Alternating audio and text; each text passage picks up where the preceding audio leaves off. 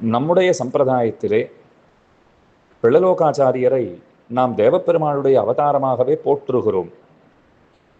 பிள்ளலோகாச்சாரியருக்கு ஏது பெருமையினால் சூத்திரங்களாக அரிய பெரிய விஷயங்களை எல்லாம் சூத்திரங்களாக ஆக்கி நமக்கு கொடுத்தவர்.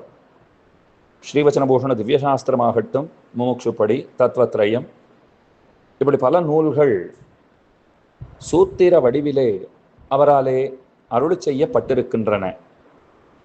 சூத்திரம்னா என்ன அர்த்தம்? அரிய பெரிய விஷயங்களை சுருங்கச் சொல்லுதல், அதை சுருக்கமாக சொல்லுதல், அதைத்தான் சூத்திரம்னு சொல்லுவார்கள்.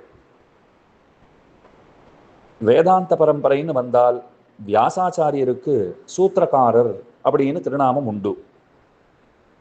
ஸ்ரீ வைஷ்ணவ சம்பிரதாய பரம்பரையிலே, ஆச்சாரிய பரம்பரையிலே சூத்திரக்காரர்னு ஒருவரை கொண்டாட வடுக்கும்னு சொன்னால் அப்பெருமை பிள்ளலோகாச்சாரியருக்கே உண்டு. வியாசாச்சாரியருக்கும் பிள்ளலோகாச்சாரியருக்கும் ஒற்றுமைகள் பல உண்டு. அத்தை இன்னொரு சந்தர்ப்பத்திலே விண்ணப்பிக்கிறேன் அடியேன். இப்ப தேவப்பெருமாள் கீதாச்சாரியனுடைய பகவத்கீதையை, அந்த 36 அத்தியாயங்களை 6 வார்த்தைகளாக சுருக்கமாக பேசினான்னு பார்த்தோம். அதை ஏன் அத்தனை சுருக்கமாக அவர் பேசினார்னால், தேவப்பெருமாள் திருவுள்ளத்திலே ஸ்ரீவச்சனபூஷண திவ்யசாஸ்திரத்தை அவதரிப்பிக்க வேண்டும்ங்கிற அவா அது நெடுநாளாக இருந்தது.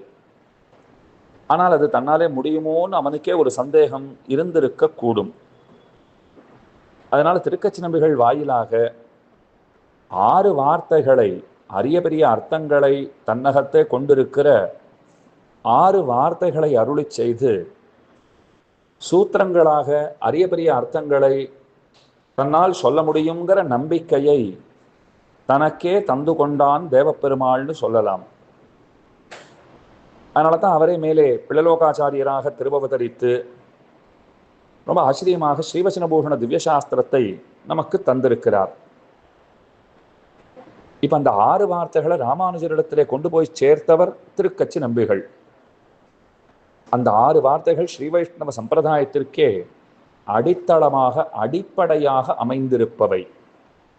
அப்ப 18 அத்தியாயங்களை கொண்டிருக்கிற கீதையை கீதாச்சாரியன் உபதேசித்தான். அதனுடைய சுருக்கமான 6 வார்த்தைகளை திருக்கச்சி நம்பிகள் அவர் தேவப்பெருமாளுக்கு எடுத்து சொன்னார். இது இருவருக்கும் இடையிலான இன்னொரு ஒற்றுமை.